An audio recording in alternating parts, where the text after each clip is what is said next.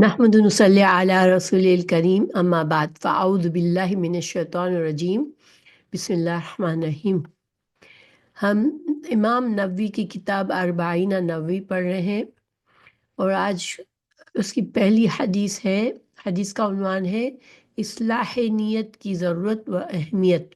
اس حدیث میں انسان کی نیت کے جو بھی ہم عمل کرتے ہیں اس میں انسان کی نیت کیا ہوتی ہے، تو چونکہ یہ اس میں ہر کام، ہر جو کچھ بھی ہم کرتے ہیں اس کا تعلق اور اس کے قبولیت کا دار و مدار ہماری نیت پر ہوتا ہے، اس لیے یہ حدیث بہت ہی اہم ہے۔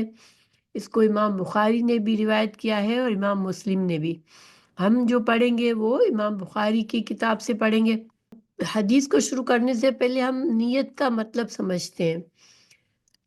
نیت کا جو لغوی معنی ہے، النیات جمع ہے اور نیہ واحد ہے۔ اس کا لغوی معنی ہے ارادہ، ٹھیک ہے، ارادہ کرنا، کسی چیز کا ارادہ، اور اصطلاحی طور پر اس ارادے کو کہتے ہیں جو فعل کے ساتھ متصل ہو۔ یعنی انسان جب کوئی بھی کام کرنا چاہتا ہے تو اس کے دل کے اندر ارادہ کیا ہوتا ہے، کس وجہ سے وہ کام کر رہا ہوتا ہے، اس ارادے کو نیت کہتے ہیں۔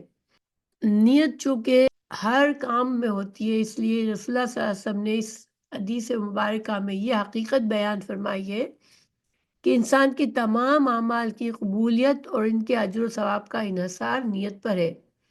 عمل کرنے والے کی نیت درست ہو تو اس کا عمل اللہ تعالیٰ کے ہاں قبول اور مقبول ہے اور عمل کرنے والے کو اس کا ثواب ملتا ہے۔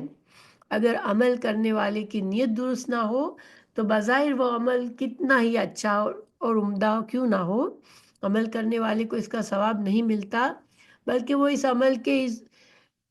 عمل اس کے لیے وبال اور باعث گناہ بن جاتا ہے۔ کیوں؟ کیونکہ وہ کام ایک نیکی کا کام کر رہا ہے، لوگوں کو بظاہر یہ بتا رہا ہے وہ نیکی کا کام ہے، مگر اس کے دل میں نیت کچھ اور ہوتی ہے، کسی اور وجہ سے وہ کر رہا ہوتا ہے، تو وہ ریاکاری بن سکتی۔ نیت جو ہے وہ تمام اعمال کی روح ہوتی ہے اور نیت کی درستی اور خرابی سے تمام معاملات کا کیا انجام ہوتا ہے۔ اس وجہ سے یہ حدیث بہت اہمیت رکھتی ہے اور یہی وجہ ہے کہ بہت سے محدثین اس حدیث سے اپنی حدیث کی کتاب کو شروع کرتے ہیں۔ امام بخاری نے بھی اسی حدیث سے اپنی کتاب کو شروع کیا اور امام نووی نے بھی نمبر 1 پر اسی حدیث کو رکھا۔ تو ہم انشاءاللہ مزید اس حدیث کو دیکھتے ہیں اور اس کے فائدے سمجھتے ہیں۔ اب ہم حدیث کو پڑھتے ہیں۔ حدثنا بیان کیا الحمیدی جو ہے کون ہے؟ یہ امام بخاری کے استاد ہیں، کیونکہ یہاں امام بخاری ہم سے بتا رہے ہیں، ہم کو یہاں پر حدیث بیان کر رہے ہیں، ٹھیک ہے۔ تو امام بخاری نے ہمیں اس طرح بیان کیا کہ ہمیں بتایا الحمیدی نے، اپنے استاد حمیدی کا ذکر کیا، ٹھیک ہے۔ پھر کہا حمیدی نے کہا امام بخاری سے حدثنا، ہمیں بیان کی سفیان نے۔ اب سفیان کس کے استاد ہوئے آپ لوگ مجھے بتا سکتے ہیں؟ کہ امام بخاری نے کہا ہم کو حمیدی نے بیان کیا، تو الحمیدی امام بخاری کے استاد ہیں، تو ہاں ماشاءاللہ، تو حمیدی کے استاد کون ہیں؟ سفیان۔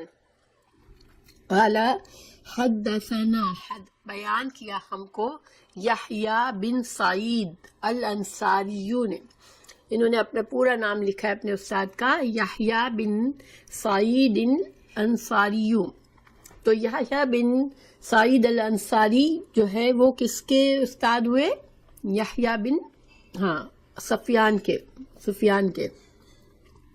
انہوں نے کہا قال اخبرنی، خبر دی مجھ کو۔ دیکھیں یہاں پر تھا حدثنا، یہاں بھی تھا حدثنا، یہاں پر ہے اخبرنی محمد بن ابراہیم التیمی۔ محمد بن ابراہیم التیمی نے کن کو خبر دی؟ یحییٰ بن سعید کو۔ تو یہ جو حدثنا، اخبرنا اور ابھی آگے اور آئیں گے، یہ سارے ایک انداز ہے حدیث بیان کرنے کا، یہ ٹرمز ہے ساری، ٹھیک ہے، کہ کس طرح سے راوی اپنی حدیث کو بیان کرتا ہے، اور اس میں اشارے ہوتے ہیں کہ راوی نے کس طریقے سے سیکھا تھا، یہ میں آگے بتاؤں گی انشاءاللہ بھی۔ تو اخبرنی محمد بن ابراہیم التیمی انہ سمع، انہوں نے سنا علقمۃ بن وقاص اللیثی، تو انہوں نے لیثی، یہ سا ہے، ٹھیک ہے، شین نہیں ہے، لیثی، تو انہوں نے علقمہ بن وقاص اللیثی سے حدیث سنی۔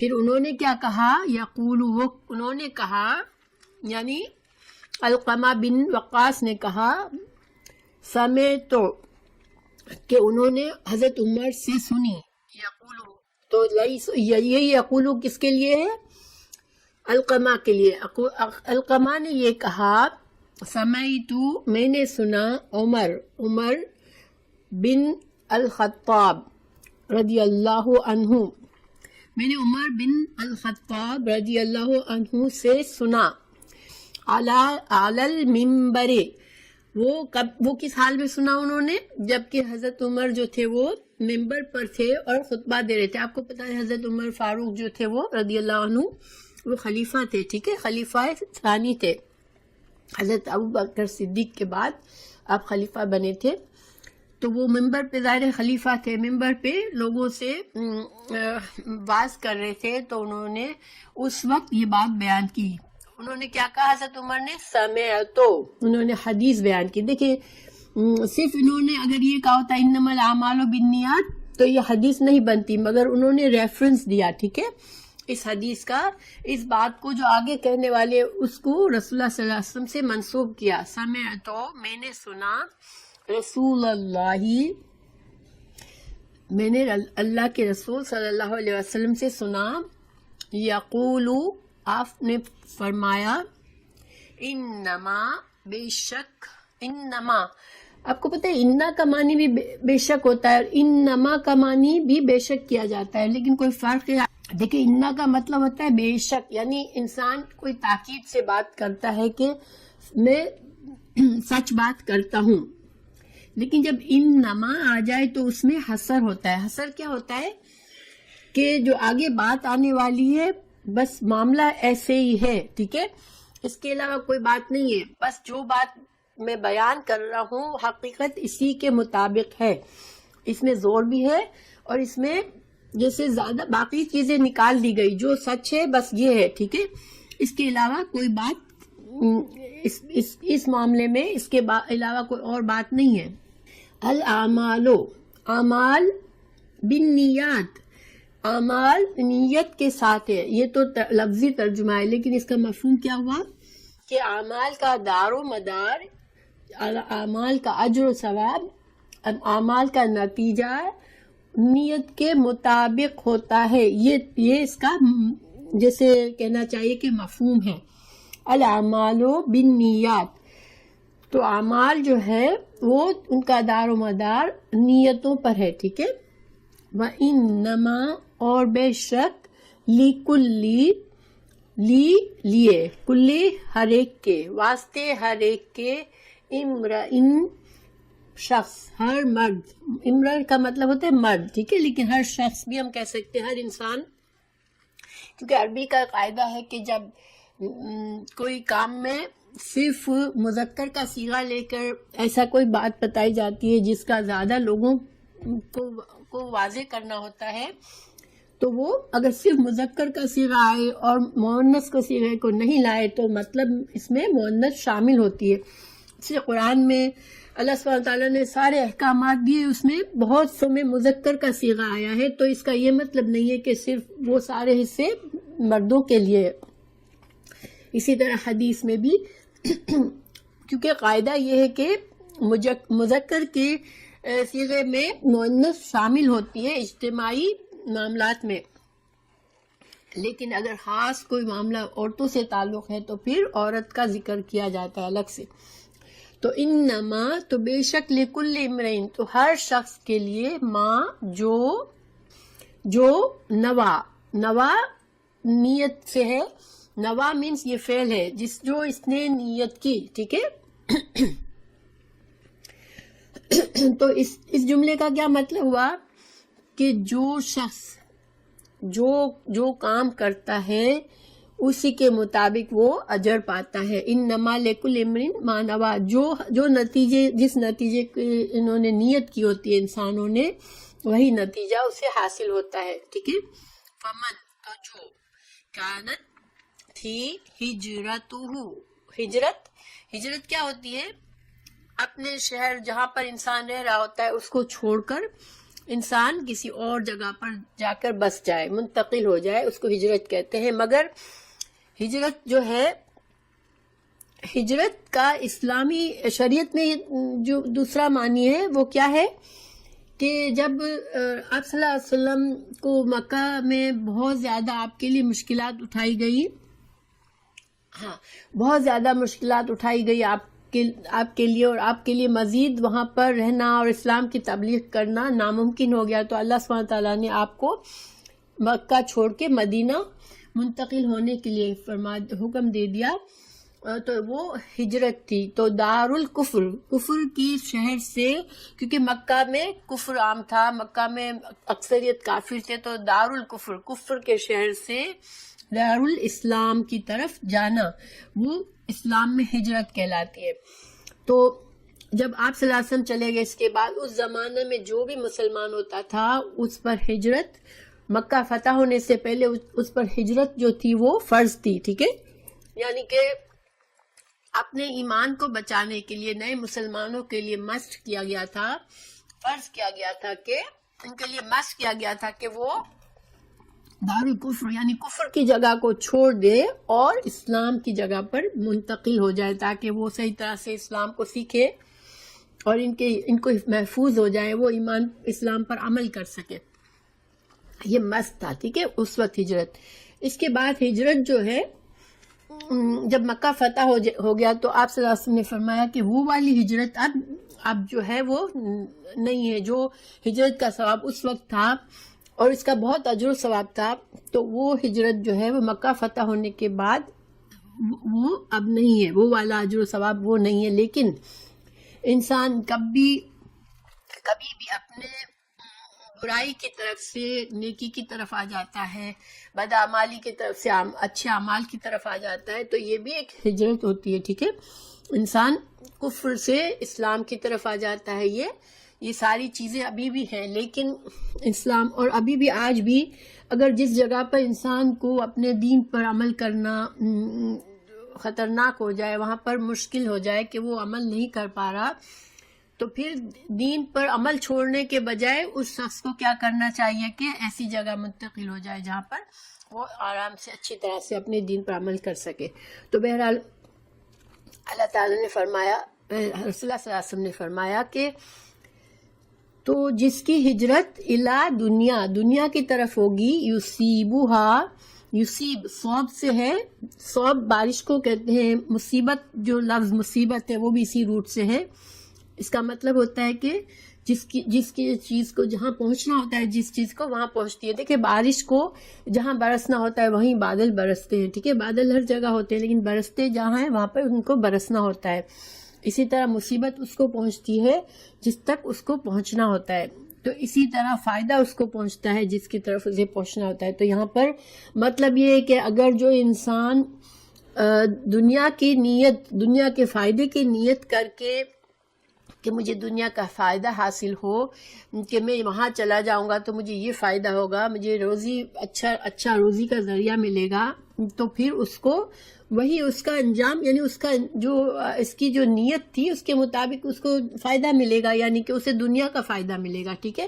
جس کا ارادہ دنیا کے فائدے کا ہے اس کو دنیا کا فائدہ مل جائے گا. لیکن او یا الا طرف امراتن عورت، ٹھیک ہے، ینکحوہا کہ وہ اس سے نکاح کرے، یعنی کسی مرد کا یہ ارادہ ہے کہ میں فلاں شہر میں فلاں عورت رہتی ہے، اس سے نکاح کرنا چاہتا ہوں، عورت کی کنڈیشن یہ ہے کہ تم یہاں موو ہو جاؤ تو ہمارا نکاح ہو سکتا ہے، اور وہ شخص موو ہو جائے، تو اب اس کی ہجرت کس لیے تھی؟ اس نے اپنا ملک کیوں چھوڑا؟ کہ اس عورت کی خاطر. تو فَهِجْرَتُهُ، تو اس کی ہجرت، الا طرف ماں جو ہاجرہ، اس نے ہجرت کی، الیہ، ہاں، ینکحو، نکاح کرے، ہاں اس سے. ٹھیک ہے، اگر کوئی مرد اس لیے ہجرت کرتا ہے کہ کسی عورت سے نکاح کر لے وہ، تو پھر اس کی ہجرت کا جو فائدہ ہے، جو نتیجہ ہے، جو ثواب ہے، وہ یعنی وہی ہے کہ وہ عورت اس کو مل جائے گی، اس سے وہ نکاح کر لے گا. تو اب اس کا ترجمہ ہم اچھی طرح سے ایک بار رننگ ٹرانسلیشن پڑھتے ہیں. اوکے، تو رننگ ٹرانسلیشن یہ ہے،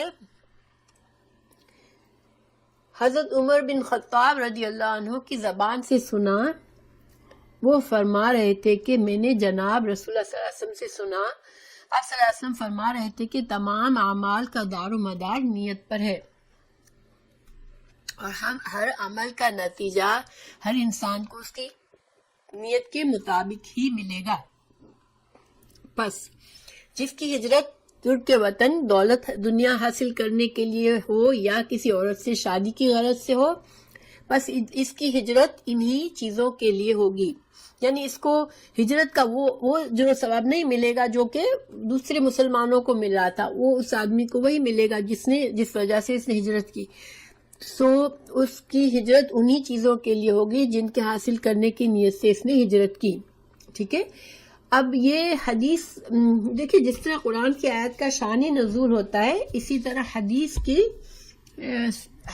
بعض حدیثوں میں شان ورود بیان کیا جاتا ہے. ٹھیک ہے، کہ یہ حدیث وارد کیوں ہوئی، اس کو شان ورود کہتے ہیں.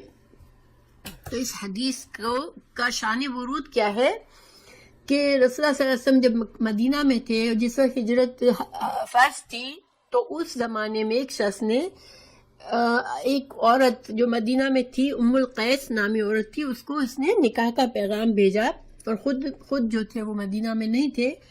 تو اس عورت نے نکاح کی رضامندی کی شرط یہ لگائی کہ تم ہجرت کر کے مدینہ آ جاؤ تو میں تم سے نکاح کروں گی. ٹھیک ہے، اس شخص نے ہجرت کی، مدینہ آ گیا، اس نے شادی کر لی. اب اس شخص کو صحابہ کرام میں وہ مشہور ہو گئے کہ یہ مہاجر ام القیس ہے، کیونکہ وہاں پر مہاجر جو تھے وہ دین کی خاطر مہاجر کی ہجرت کرنے والے بہت سارے تھے، اور یہ ان کی ہجرت جو تھی وہ ان کی نکاح کے لیے تھی، تو ان کو مہاجر ام القیس کہتے تھے.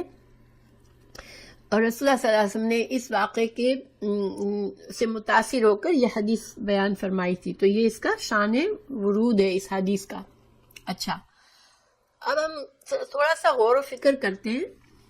دیکھیں، یہ حدیث تو وحی کے باب میں ہے. ٹھیک ہے، وحی کے بارے میں باب باندھا تھا، وحی کی کتاب میں ہے، لیکن اس میں وحی کا تو کوئی ذکر ہی نہیں ہے نا. تو اس میں تو کس چیز کا ذکر ہے؟ اس حدیث میں نیت کا ذکر ہے. تو پھر یہ کیا مطلب ہوا؟ امام بخاری یہاں پر نیت والی حدیث لائے ہیں، تو یہ تو باب سے میچ نہیں ہو رہی ہے نا. باب کچھ اور ہے، حدیث کچھ اور ہے. تو اس کا مقصد کیا ہے؟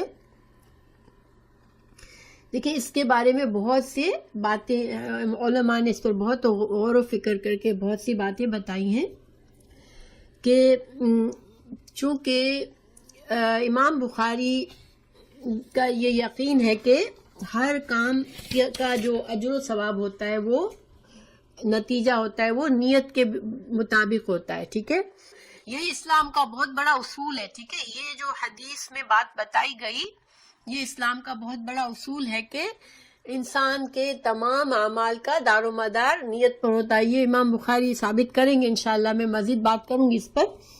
تو چونکہ نیت جو ہے وہ بہت اہم چیز ہے، اور نیت کی وجہ سے انسان حاصل کرتا ہے کوئی بھی نیک کام کا اجر و ثواب. جتنی زیادہ خالص نیت، اتنا اجر و ثواب.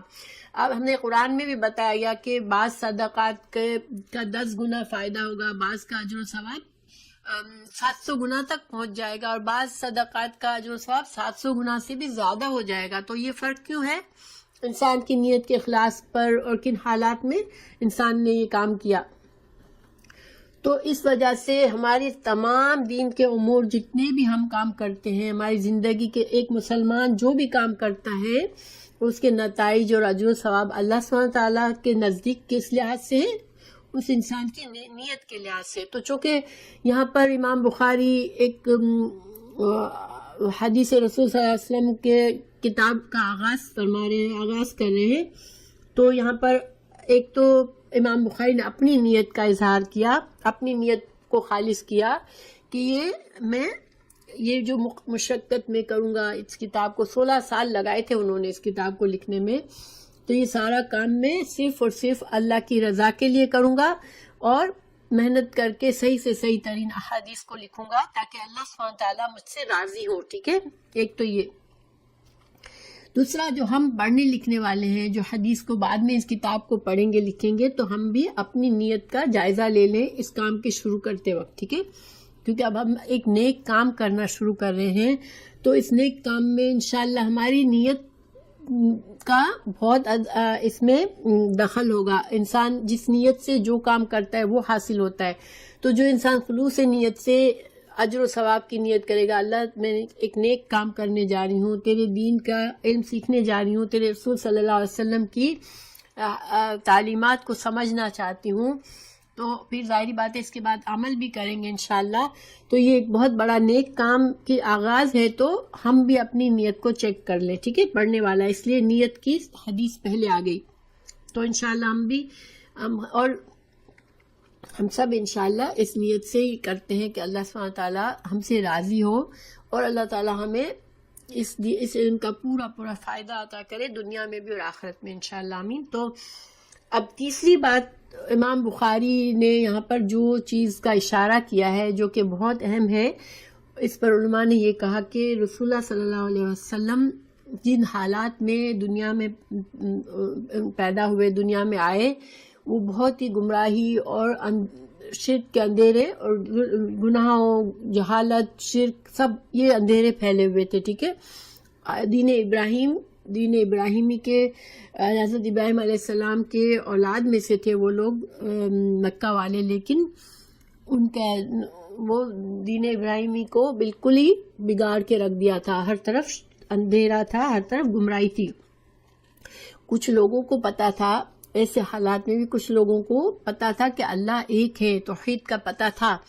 آپ صلی اللہ علیہ وسلم نے اس اندھیرے وقت میں، اس جہالت کے دور میں بھی آپ صلی اللہ علیہ وسلم کو بہت یہ چیزیں دکھ دیتی تھی کہ یہ شرک جو ہے یہ صحیح نہیں ہے، جو طریقے، جو گناہ کی زندگی لوگ گزارے یہ صحیح نہیں ہے. اور آپ چاہتے تھے کہیں سے مجھے ہدایت ملے، کہیں سے مجھے صحیح گائیڈنس ملے، کیونکہ دین ابراہیمی کی تو صحیح تعلیمات باقی ہی نہیں تھی. تو آپ کے دل میں ایک طلب تھی کہ آپ سچ جاننا چاہتے تھے کہ یہ جو کچھ ہے یہ مجھے صحیح نہیں لگ رہا، یہ سچ نہیں لگ رہا، تو سچ کیا ہے. اور جیسے کہ ہم سب جانتے ہیں کہ آپ صلی اللہ علیہ وسلم کہاں جاتے تھے؟ تنہائی میں غور و فکر کرنے کے لیے، عبادت کرنے کے لیے. جب نبوت سے پہلے کہاں جایا کرتے تھے؟ بالکل کئی دنوں تک وہ غار حرا میں جاتے تھے ماشاءاللہ، اور تنہائی میں وہ بس جو عبادت ان کو سمجھ آتی تھی توحید کی، وہ صرف اللہ کی عبادت کرتے تھے. یعنی ان کے دل میں جو تڑپ تھی، ان کی جو نیت تھی کہ کہیں سے ان کو ہدایت مل جائے، صحیح راستہ مل جائے، تو اللہ سبحانہ تعالیٰ نے ان کی نیت کا جو پھل دیا کہ ان کو رسالت کی صورت میں ان کو نبی بنایا، ان پر وحی نازل فرما کر اللہ نے اپنے صحیح توحید کا علم ان کو عطا فرمایا اور نبوت کا منصب پہ انہیں قائم کیا کہ وہ لوگوں کی بھی رہنمائی کرے. تو یہ فائدے اس کے بارے میں، اس نیت سے آغاز کرنے سے یہ سارے فائدے لوگ علماء نے اس کو بیان کیا. اس کے علاوہ بہت سے ہیں. اب دیکھیں اس حدیث کی کیا خصوصیات ہے.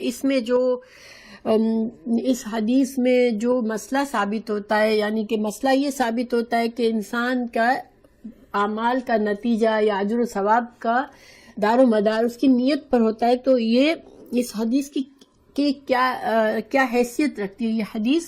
تو دیکھیں یہ حدیث جو ہے یہ ان احادیث میں اس کا شمار ہوتا ہے کہ جس پر اسلام کے احکامات کا دار و مدار ہے، یعنی کہ بہت اہم یہ جو حدیث جو مسئلہ ہے یہ بہت اہم سمجھا جاتا ہے، کیونکہ اسلام کا دار و مدار بہت سے علماء نے یہ کہا، امام شافعی، امام احمد بن حنبل، ان لوگوں نے کیا کہا کہ اس امت کے اس حدیث کو علم دین کا تہائی یا نصف حصہ قرار دیا، یعنی جس انسان کو صحیح طرح سے یہ حدیث سمجھ آئی، گویا کہ اس کے پاس دین کا تہائی یا دین کا نصف حصہ آ گیا۔ کیوں؟ کیونکہ جب انسان پورا یقین اس کو ہوگا کہ میرے ہر کام کی نیت کے لحاظ سے مجھے اجر ثواب ملے گا، تو وہ کیا کرے گا کہ ہر کام میں اللہ کی رضا کی نیت خالص کرے گا اپنے دل میں، ٹھیک ہے؟ تو جیسے اس کے بارے میں کہا جاتا ہے کہ دیکھیں، جو ہم بہت سے کام ہوتے ہیں جو ہم فرض ہوتے ہیں ہمارے دین میں، بہت سے کام ایسے ہوتے ہیں جو سنت کا حیثیت رکھتے ہیں، یعنی مستحب ہے، اگر ان کو ہم کرتے ہیں تو ان کو فائدہ ہوتا ہے، اجر و ثواب ملتا ہے، نہیں کرتے تو ہماری پکڑ کے چانسز کم ہے، یعنی ہر وقت انسان مستحب کاموں کو چھوڑ دے تو یہ اس میں خطرہ ہوتا ہے کہ پکڑا جائے گا، لیکن تو پھر کچھ کام ایسے ہوتے ہیں مباح ہوتے ہیں، یعنی ان کو جائز ہے کرنا، مگر ہم پر ضروری نہیں ہے ان کو کرنا، بس یہ کہ یہ کام کیا جا سکتا ہے۔ تو یہ سارے جو فرض ہیں، سارے جو مستحب ہیں، جو مباح کام ہیں، اگر انسان کو اس حدیث کی سمجھ آ گئی صحیح، تو وہ کیا کرے گا کہ اپنی نیت جو ہے ہر کام سے پہلے اپنے دل کو چیک کرے گا کہ میں یہ کام کیوں کر رہا ہوں، ٹھیک ہے؟ با مقصد انسان ہوگا، وہ ہر اپنا وقت ضائع کرنے کے بجائے جب بھی کوئی کام کا ارادہ کرے گا، چاہے وہ دنیا سے تعلق ہو، چاہے وہ دین سے، عبادات سے تعلق ہو، مگر وہ کیا کرے گا کہ اپنی نیت کو فور شیور چیک کرے گا۔ دیکھیں، بعض اوقات ہم بھاگتے ہوئے آتے ہیں، نماز کے لیے کھڑے ہو جاتے ہیں، ٹھیک ہے، ہمارا بہت مشغول تھے، بہت ہی مصروف تھے، مصروفیت کو چھوڑ کر بھاگ کر ہم نماز کے لیے کھڑے ہو گئے، تو بہت دیر تک تو ہمیں پتہ ہی نہیں ہوتا ہم کیا بول رہے ہیں، ہم پڑھتے چلے جاتے ہیں، پھر ہوش آتا ہے وہ ہم نماز پڑھ رہے ہیں، ٹھیک ہے؟ لیکن اگر ہمیں پتہ ہوگا کہ ہمارا اجر و ثواب ہماری نیت پر ڈیپینڈ کرتا ہے، ہر کام سے پہلے نیت کی جاتی ہے، اور نیت دل میں کی جاتی ہے، دل کا ارادہ، تو پھر ہم کیا کریں گے، ہر کام سے پہلے 1 سیکنڈ کے لیے رکیں گے، اور دل میں ہم سوچیں گے کہ ہم یہ کیوں کام کر رہے ہیں، ٹھیک ہے؟ اگر ہم نماز پڑھ رہے ہیں تو ہم سوچیں گے کہ اللہ مجھ سے راضی ہو، اللہ مجھے میری نماز کو قبول کرے، میں فرض ادا کر رہی ہوں۔ اگر مثال کے طور پر امام بخاری نے ہی دوسری جگہ جب اس حدیث کو لائے ہیں تو یہ مسئلہ ثابت کیا ہے کہ ایون دنیا کے کام، جیسے مثال کے طور پر ایک شوہر اپنی بیوی بچوں کے لیے ان کی ضروریات مہیا کرتا ہے، تو یہ تو ضرورت ہے نا دنیا کی۔ اب ایک فیملی ہے اور شوہر کمانے والا ہے، تو وہ آتا ہے گھر میں اور اپنے بچوں کی اور بیوی کی ضروریات پوری کرتا ہے۔ اگر وہ انسان ہر روز یہ سوچے، اپنے دل میں یہ ارادہ کرے کہ میں یہ کام، ہر کام بچوں کے لیے، بیوی کے لیے کرے، ان کی غذا پرووائڈ کرے، اگر سوچے کہ مجھے اللہ تعالیٰ اجر و ثواب دے گا کیونکہ میں اللہ کا حکم پورا کر رہا ہوں کہ مجھے میری فیملی کا خیال رکھنا ہے، مجھ پر ذمہ داری ہے، تو انسان یہ سوچ کے کرے گا تو اس کو اجر و ثواب ملے گا اس کا۔ خیر، مرد کے لیے ثواب تو ہے اس کے، چونکہ وہ بھی اللہ کا حکم ہے، لیکن انسان اگر اس کام کو بعض اوقات انسان بیزاری سے کرتا ہے، خرچ کرنا نہیں چاہتا، بہت بخل کرتا ہے اپنی فیملی کے لیے، لیکن اگر اس کو یقین ہوگا کہ میرے اس کام سے مجھے اجر و ثواب ملے گا، تو پھر اس میں بھی اس کو ثواب ملے گا، اور یہ کام اس کا عبادت بن جائے گی۔ حالانکہ دنیا کا کام ہے مگر عبادت بن گئی، کیوں؟ کیونکہ اس نے اس کام میں اللہ اپنی نیت کو شامل کر لیا کہ مجھے اللہ اجر و ثواب دے گا۔ اسی طرح اگر عورت اپنے بچوں کی ٹیک کیئر کرتی ہے، شوہر کے کام کرتی ہے، گھر میں گھر کے کام کرتی ہے، گھر کو صحیح مینیج کرتی ہے، بچوں کی تربیت کرتی ہے، ان سب کاموں میں وہ اگر دل میں سوچے گی کہ میری نیت یہ ہے کہ اللہ مجھ سے راضی ہو، تو اس کو یہ سارے کام ایک یہ فائدہ ہوگا کہ اس کو برڈن نہیں لگیں گے، اس کو وہ عبادت بن جائیں گے اس کے لیے، اس کے لیے اجر و ثواب ملے گا، اور اس کو جیسے یہ ہر وقت جیسے نیگیٹو فیلنگ نہیں آئے گی کہ میں غلامی کر رہی ہوں سب کے لیے، بلکہ وہ خوش ہو کے کرے گی۔ تو گویا نیت نیت کا احساس کہ نیت کے مطابق عمل ہوتا ہے، تو یہ علم بہت ہی زیادہ جیسے اہم علم ہے، اور علماء نے اس کو کہا کہ یہ نصف حصہ ہے دین کا. ٹھیک ہے، تو آئی ہوپ یہ بات کلیئر ہے انشاءاللہ. اللہ تعالی ہمیں توفیق دے کہ ہم اپنی دنیا کے سارے کام میں ہم نیت کو شامل کر لیا کریں کہ اللہ راضی ہو جائے گا. اس سے نہ ہمارے اندر فرسٹریشن ہوگی، نہ منفی فیلنگ آئے گی ہمارے اندر. کچھ علماء کا قول ہے کہ جو بصیرت والے لوگ ہیں ان کی عادات بھی عبادت بن جاتی ہے. ٹھیک ہے، کیونکہ ان کی عادت میں جو بھی کام شامل ہوتے ہیں وہ اپنی عادتوں سے ان کا مقصد و ارادہ وہ ہمیشہ یہ رکھتے ہیں کہ مجھ سے اللہ راضی ہوگا، کیونکہ انہیں پتہ ہوتا ہے، ان کے پاس بصیرت ہوتی ہے. بصیرت علم سے آتی ہے. ٹھیک ہے، تو اور ایک جو انسان غافل ہے، جس کو وہ اس کا خیال اللہ کی طرف ہے ہی نہیں، تو وہ چاہے کتنے بھی بڑے عبادت کے کام کرے، نماز بھی آ کر ساری دنیا کے جملوں سے اٹھ کر چلو اب نماز پڑھنا ہے، 5 وقت آ کے چپ چاپ آ کے نماز پڑھتا ہے. نماز میں کوئی فوکس نہیں ہے، کوئی دل میں کھڑا ہو کے اس نے اپنے آپ کو وہ نہیں کیا کہ اب میں اللہ کے سامنے جا رہا ہوں. تو وہ ایک عادت بن گئی. وہ 5 وقت جو اٹھ کے پڑھتا ہے وہ ایک عادت پڑھ رہا ہے، اس کی وہ عبادت کے درجے پہ وہ درجہ نہیں حاصل کرتی اس کی عبادت. تو علماء نے کہا کہ غافل کی عبادت بھی عادت ہوتی ہے، اور ایک بصیرت والے انسان کی عادت بھی عبادت ہوتی ہے. تو آئی ہوپ یہ بات آپ لوگوں کو سمجھ آئی انشاءاللہ. اچھا، پھر اس حدیث کو امام بخاری نے اپنی کتاب میں 7 اور جگہوں پہ، یعنی اس پر یہ ایک جگہ، اس کے علاوہ 6 اور جگہوں پر اس کو درج کیا ہے. اور ہر جگہ جیسے اس میں انہوں نے ایک تو یہ کتاب الوحی ہے، اس کے بعد کتاب الایمان میں، پھر کتاب ایمان کے علاوہ کتاب العتق میں، عتق کا مطلب ہے غلام آزاد کرنا، پھر کتاب الہجرت میں، اور پھر باب النکاح میں، اور پھر نظر کے بارے میں جو انہوں نے باب باندھا ہے اس میں. ان میں 7 جگہوں پہ ٹوٹل انہوں نے کیا ہے. اور ہر جگہ پر ان کا مقصد کیا ہے، ہر کام میں انہوں نے یہ واضح کیا ہے کہ انسان کے اعمال کی صحت اور ثواب کا دار و مدار اس کی نیت پر ہوتا ہے. ٹھیک ہے، پھر نیت کے بارے میں شرعی طور پر نیت کے بارے میں کیا احکامات ہیں. تو دیکھیں، نیت جو ہے وہ دل میں کی جاتی ہے، ایک دل کا پختہ ارادہ ہوتا ہے.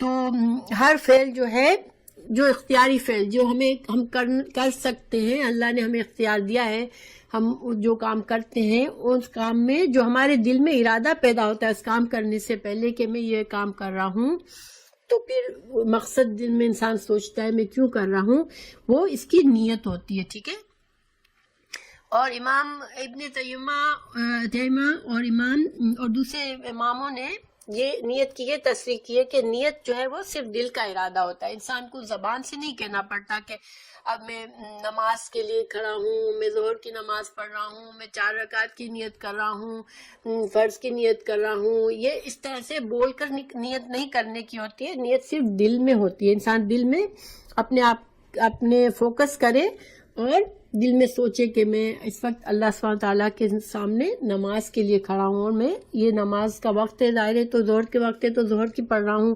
پھر اس کی نیت یہ ہوتی ہے کہ میں فرض نماز پڑھ رہا ہوں. یہ دل میں ہوتا ہے. ٹھیک ہے، زبان سے کرنا، زبان سے الفاظ سے ادا کرنا، یہ بعد میں لوگوں نے ایجاد کیا ہے. گویا کہ یہ صحیح شرعی طریقہ نہیں ہے. شرعی طریقہ جو ہے نیت کا، وہ دل میں ارادہ کرنا ہے خاموشی کے ساتھ.